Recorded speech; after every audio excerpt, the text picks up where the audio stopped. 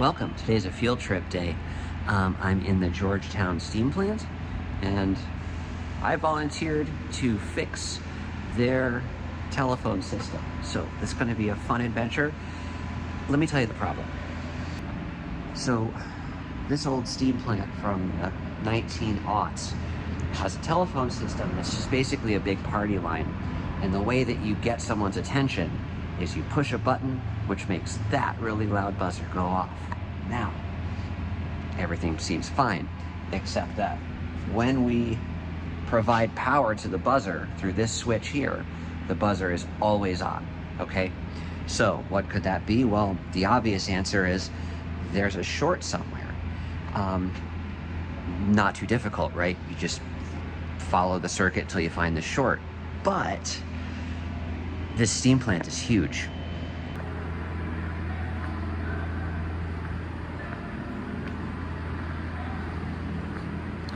So where in this building is the short circuit? Who knows? Oh, also, this is only half the building.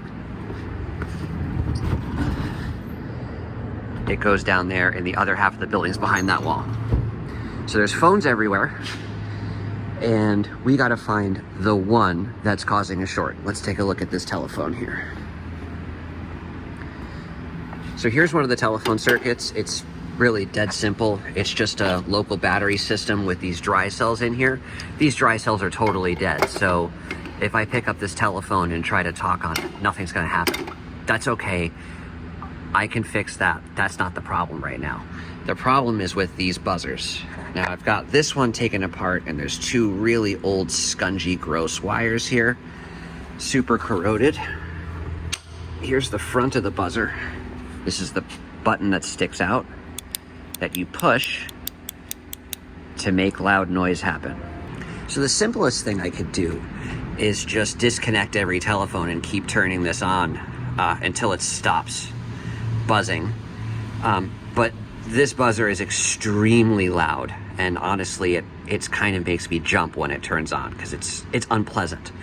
So what I'm going to try to do is be a little bit more intelligent about it and follow the circuit from the buzzer down through here, through the power switch, out, and then down to something right below here. And then that will be, besides this telephone on this column, that'll be the next place to check. I'm gonna take off, I took off that button there, I'm gonna take off that button down there, and then we're gonna get a voltmeter on this circuit and figure out whether there's a short circuit or not. Old steam gauges. All right, so let's head on downstairs and see if we can find that conduit below the catwalk.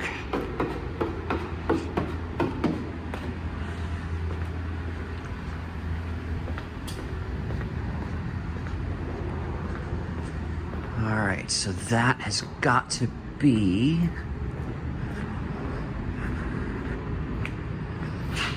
right here somewhere.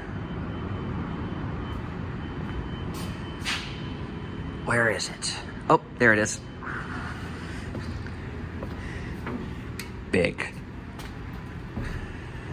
Okay, so here, this conduit goes right up there, I think. Because that's the catwalk we were just on up there. This conduit goes up there. So this is also a possible suspect. Let me get two hands so I can take this thing apart, and then we'll investigate further. All right, so I just metered out those two phones. No shorts to ground, no crosses. I imagine this has to be a big parallel circuit, so you know, either it was a transitory short that just went away when it took those two phones apart, or it's somewhere upstream. But if it was somewhere upstream, I feel like I should see it on the meter. But yeah, I can't meter with one hand. So you gotta trust me that I check these two to each other and to ground. Let's, you know, I'm gonna turn this buzzer on, see if it screams at me. If I drop the phone because it's just that loud, sorry. Damn, you're loud. All right, time to maybe take this guy apart. So the first step when you're troubleshooting is to sectionalize the trouble. Like, where is, you know, what's the circuit look like and how can I divide and conquer, right? This is always the first real thing. After you've got the problem statement, after you've got all the information that the person can give you, you then have to sort of start building this map. And one of the ways that I love to build a map is by sectionalizing. Now, that would be a lot easier if I had a schematic, but there's no schematic that we know of for this circuit. So sectionalizing it really becomes just figure it out as you go, and as you go through the circuit, build a mental model of, you know, what the thing's doing. Now, that horn is so annoyingly loud that I told it to get and I took it apart. So this is just a 110 volt AC horn, runs off mains, and the angry pixies go in here. This is a diaphragm and a transformer, and they wiggle this thing back and forth, and the horn amplifies it. But I noticed that in addition to the horn, that light bulb right there is also in that circuit. So rather than have that horn going off every 5 seconds, I could just use this light bulb as a test. Light bulb. We've got conduit. We've got conduit that goes that way.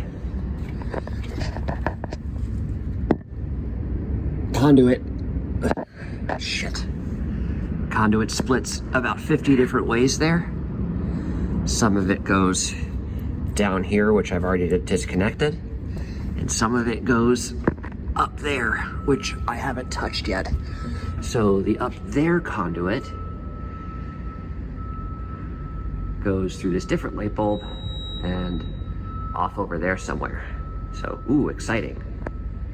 So I'm gonna turn off the camera, get my 2 hands back, and I'll just keep plugging away at it. I'll let you know when there's an update.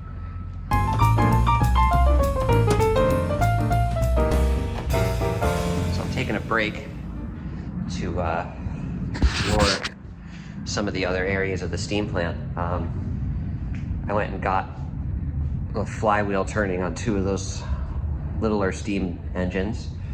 So that's good, they're not sitting on those bearings anymore. And now I'm just kind of walking around off limits areas. I'm allowed to today. Big resistor, big resistors. And then this guy, wires going into big resistors. And on the front here of that panel, you've got a variable motor controlled rheostat. So this here's motor. I'm not actually sure if it's AC or DC. Looks like it's DC because I can see the commutator in there. And then these are all the different taps for the resistors, and this is the common. So the way these circuits usually work is they'll have some sort of, you know, servo control where they will watch some output, and then these motors will drive this variable resistor. Sorry, there's no light in here. These motors will drive this variable resistor this way or that way, depending on what they need to do to the circuit. I have no idea what part of the overall power circuit this is for, but it's obviously for a big part of it. We've got a littler one of these here. See, this is also a variable resistor box with open top because it generates a lot of heat probably. And then there's the common on the inside, and then here's all the taps on the outside. And this one's controlled by a drive that's going up there to the back of the power board. So this one is a manually driven one, as is this guy here. And then we got, looks like more More resistors here, also controlled by drive chains going up there. So to see what's moving all this stuff, we got to go take a look at the board. Another one.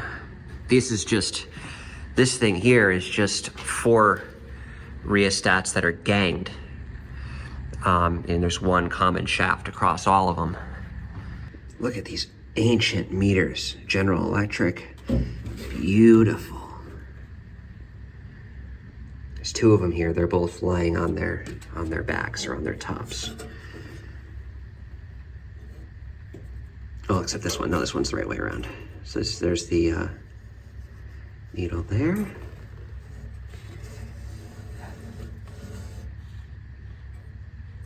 Try to move it gently without obscuring it. Amazing.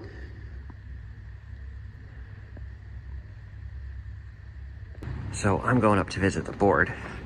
This is off limits to the public, so if you take a tour here, please do not do this. You'll just make it harder for everybody else.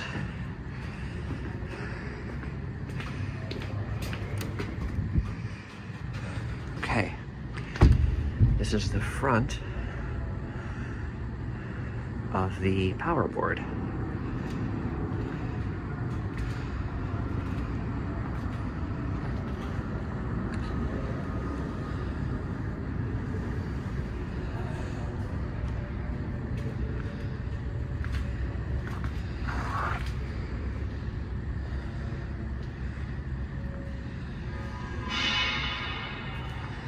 This side of the board is still live, so some of the house power's going through that.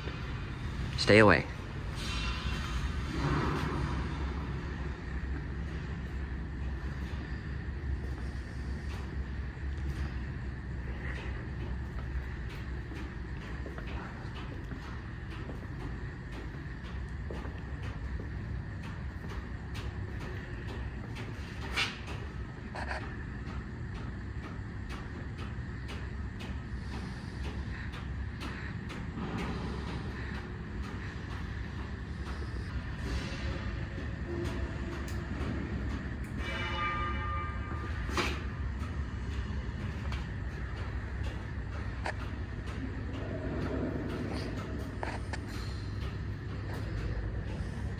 So that's where we just were, way down in there.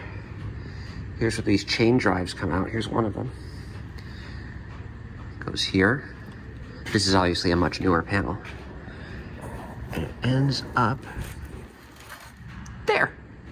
So on the other side of the board, right about here, there's a knob, and then here's another one.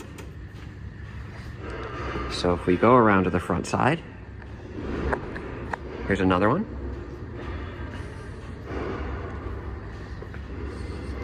More variable rheostats.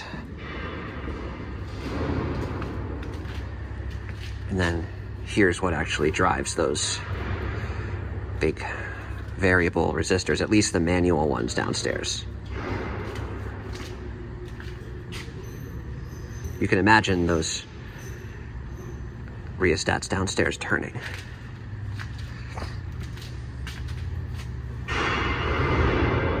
Stuck. So usually you see these are where you have 3 different phases, and usually the way this works is you want to connect one of these meters to a different phase. So this is phase A, B, and C. This is not live, so it's okay.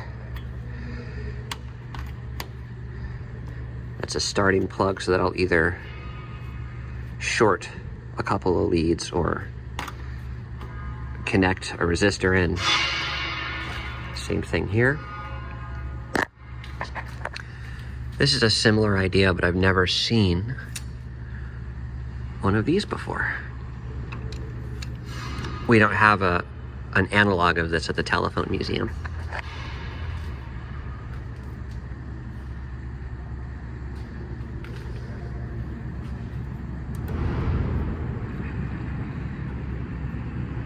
There's that. We have one of these at our museum. We use it all the time. We have it open up the big 500 amp circuit breaker.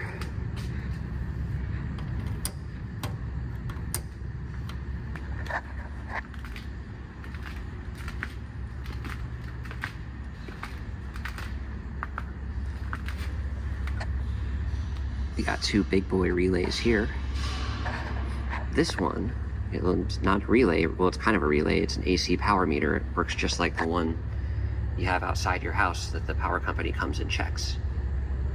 It's just a bit older.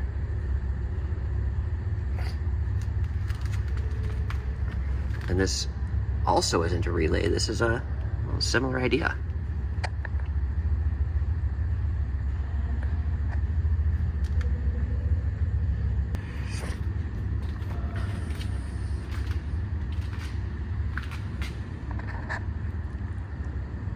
That's a big boy voltage regulator.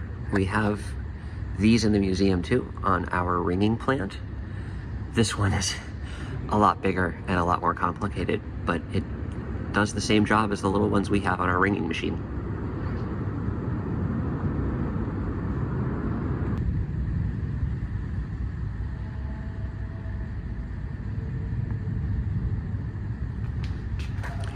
You got a synchroscope up there with the two lamps that'll flash until we're in sync with the grid. Voltmeter, voltmeter, voltmeter. Someone has marked, so they have these little marking pegs you can set to like what the desired voltage is. So these are set to around 120. And if the movement was free, you can move it there. And then this one just has a little bit of Sharpie on it.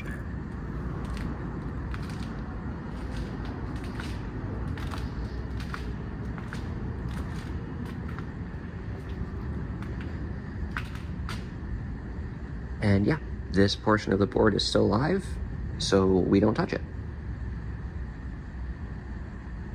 Because I don't know what is live and what isn't.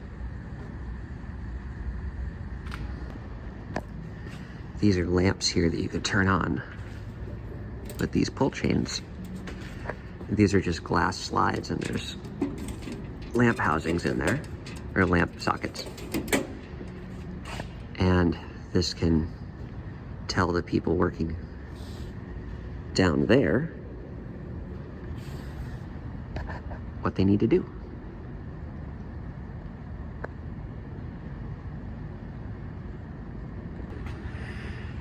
Here's a view of the two big generators. You could see these if you come for a tour here. It's this guy and that guy. And I forgot the specs on them because I have no memory for numbers. But they are in the single digit of megawatts, basically. And that little generator there lying on its side is like more powerful, much more powerful than either of these two big ones. And then there's a crane up there. There's the operator's box. And that can go this way and across this way.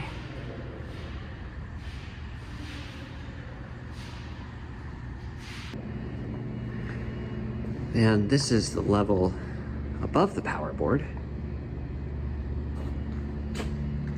Tag yourself, I'm Transbank number 1.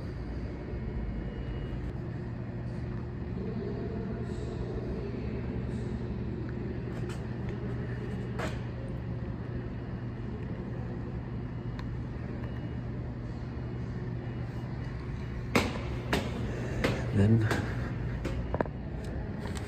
one level higher.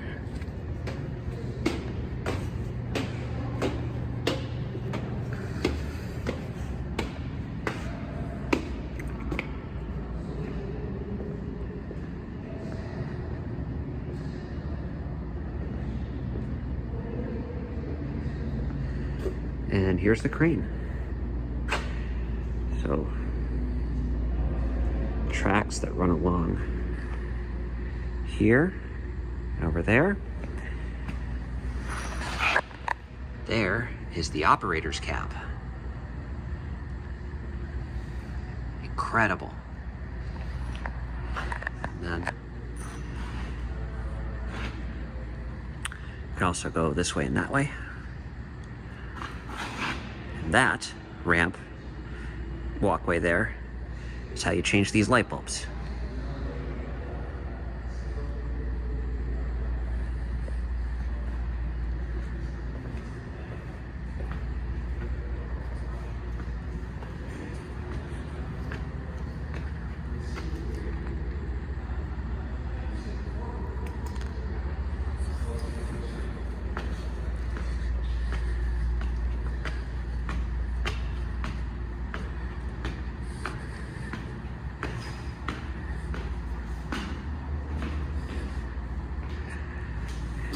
computers.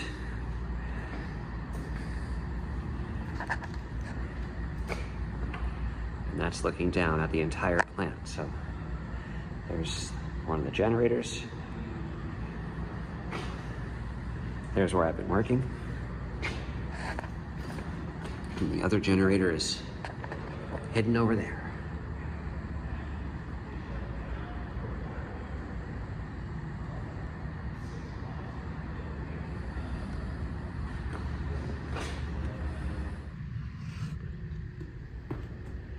And the boiler room. There's a curtain there now because there was an event here, like a musical event or something here not too long ago. So haven't removed the curtain yet, but it goes further down that way. These are all the boilers here. Those are oil injectors. Used to be able to run them on oil or coal.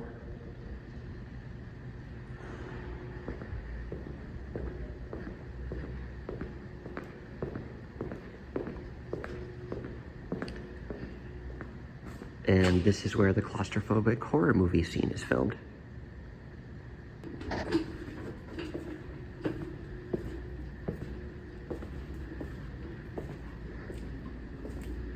Here's the back side of the boilers.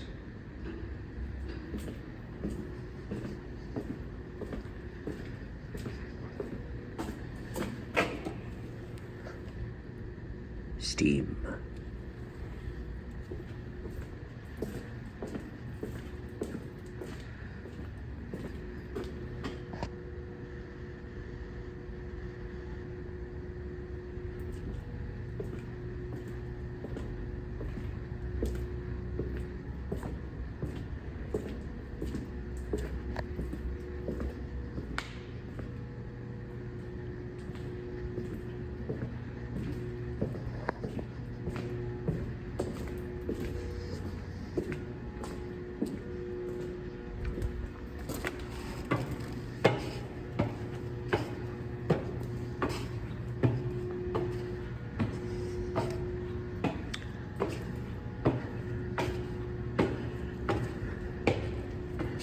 I sense the presence of wild animals.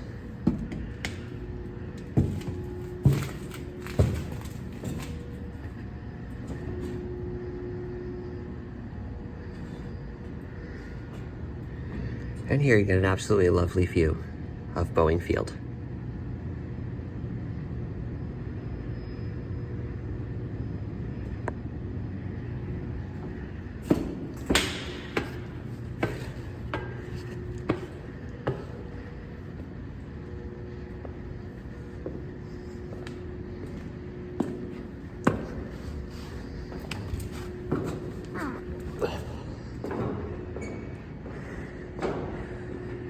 Watch your head.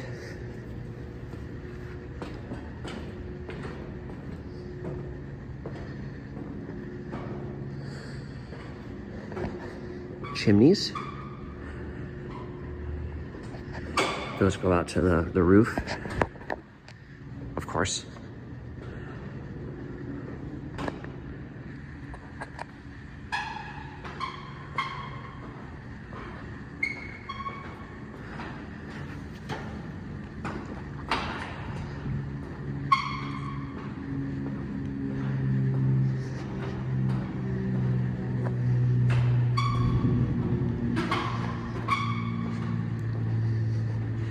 And I need to put the phone away because I gotta climb down. So now I'm gonna take y'all into the coal pocket, although I have to duck really low to get under that pipe. We gotta go up there.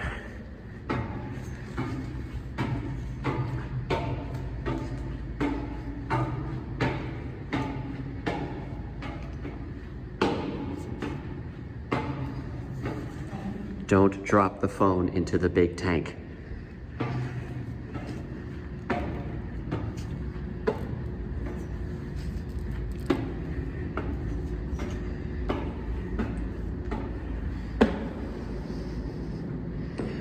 Okay, so we are standing right now very close to the roof.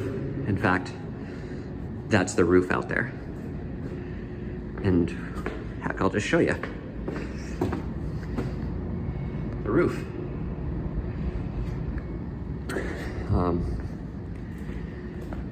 We are standing now above the boilers. So we just walked through the main boiler room on the ground level there. And now we are several stories above that. So this catwalk runs the entire length of the coal pocket, or just the pocket. Down in there is where the coal would live on its way down to the boiler. Those two holes, those pairs of holes, are the chutes that the coal flows through to get into the ground floor boiler firebox space. Now, those holes have all been patched, so they look big, dark, and scary, but you probably won't fall through them. Those holes come out on the ceiling of the ground floor. So that ceiling is what, like 20, 30 feet high? So this is the ceiling, and I'll take you down there and I'll point up to where they are. Anyway, this would all be full of coal. You could see the measuring marks on the columns here, here.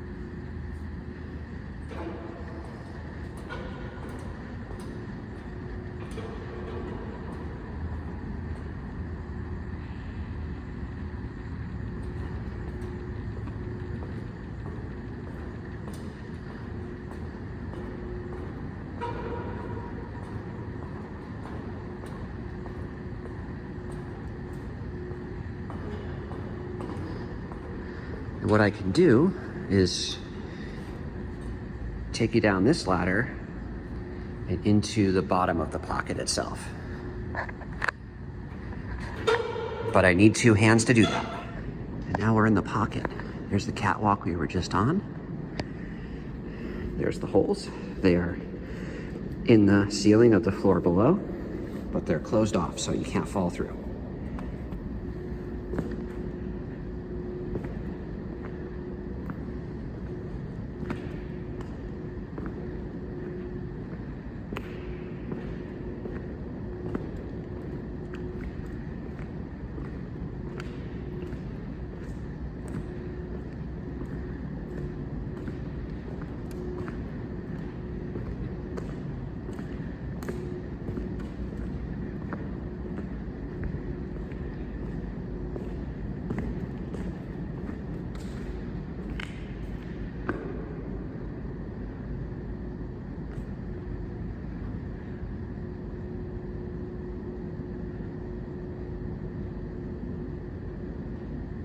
It's really hard to express how insane it feels to be walking through this enormous, like, lonely, cavernous space that was once like the fuel supply for this incredible plant.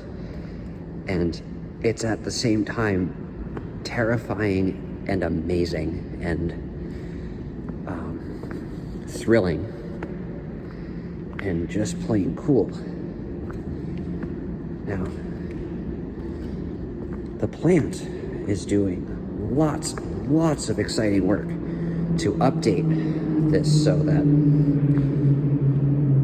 these spaces can be accessible to the public and the public can enter them safely while still preserving the historic character of the space. So, you know, they don't want to just punch a hole in the wall and, you know, put a ramp in here, because that would kind of destroy the character of the space. But they do want the public to be able to come in here, and they want the public to be able to enjoy the roof and all the other spaces in a way that is both accessible and safe. And I think they've got some really cool plans for how to do that. And right now, you know, this and the rest of the stuff I showed you is just off limits, because you just cannot take the general public, you know, past the live power board and up the stairs that I had to climb to get up here.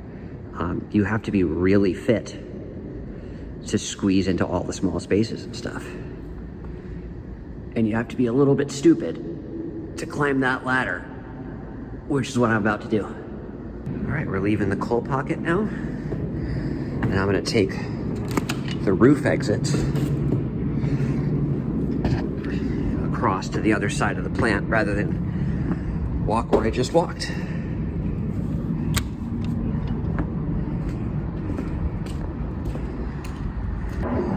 Up on the higher level of the roof, you can see the chimneys. You can see this if you look at the plant on Google Maps. So we are now on top of the coal pocket, which is on top of the boiler room. And these are the forced air chimneys. They used to have non-forced air chimneys, but they upgraded because these were less in the path of incoming planes, incoming aircraft, and, you know, more efficient. There's blower fans in there that get air out. So, and there's the runway of BFI. So you can see we are right on it.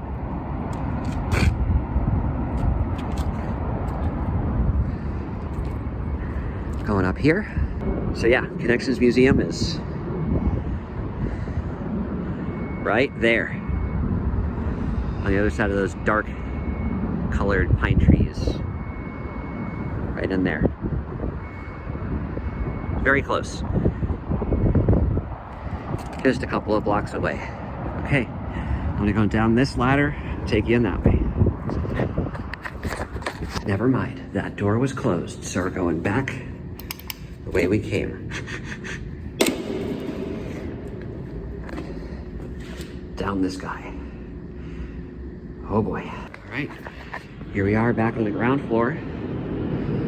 The jet flying over. Here's the boiler room, once again. There's those holes in the coal pocket there. That's where we just were. And then the roof is, you know, one level above that.